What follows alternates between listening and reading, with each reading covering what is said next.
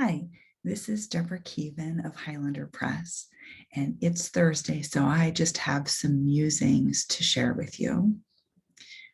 I recently received a pack of my father's items that had been saved through the years. I'm sure my grandmother saved some of the items, like his First Holy Communion certificate and photograph of his class at their First Holy Communion. But what amazed me was that she saved all of his report cards. Think about that. Every quarter, well, they gave one report card and filled it out.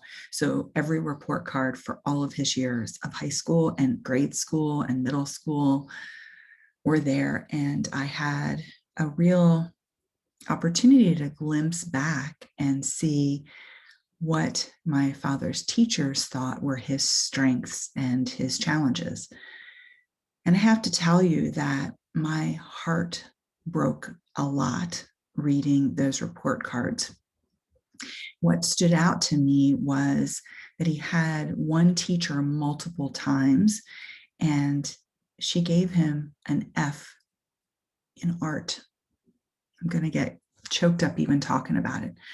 She failed my father in kindergarten and first grade. Someone else did in second grade and third grade. And I know my father, and I find it very hard to believe that he would not have attempted or tried. And to receive Fs must have just been so debilitating for a child. And so it affected him his whole life. My father actually had a dream to become an author, and he did write a book. He did not have it professionally edited. He did not have a professional design the cover, but he published it. He created his own publishing company, and he published his novel very early on in the days before Amazon KDP. And he schlepped his book all around doing author events, contacting bookstores. He did it old school, and he was successful. He was very proud of his book.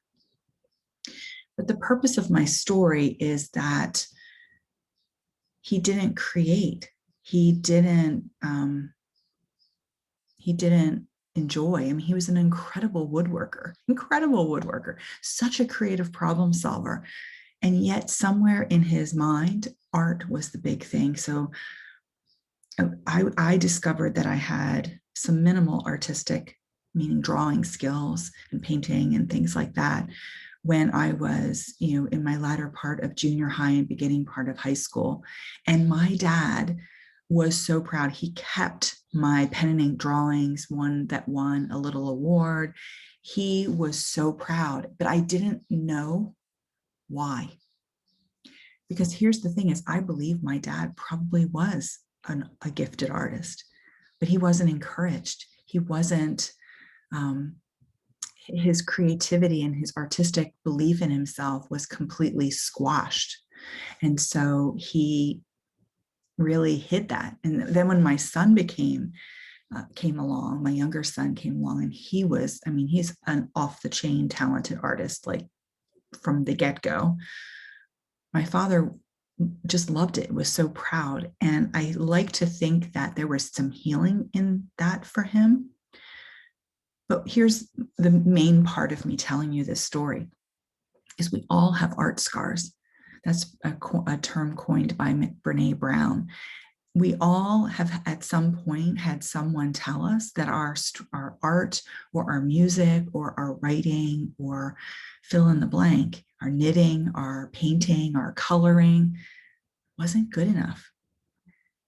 And in many ways, it stifled our enjoyment of it. Because if you think about the abandon that we probably all had as children, we thought everything we created was refrigerator worthy. And some of our parents, helped us believe that. They hung it on the refrigerator. They framed it. I have framed some of my children's art framed still. I love it. I have art on my refrigerator. And we encourage, but some people, especially old school folk, didn't get that kind of encouragement. They got Fs in art. I'm sorry, unless you completely don't do an assignment, there's no reason to give a child or anyone an F in art at all, period. I'm angry on his behalf.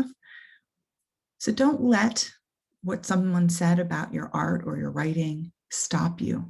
Because here's the thing, the only thing it takes to get better is desire and practice.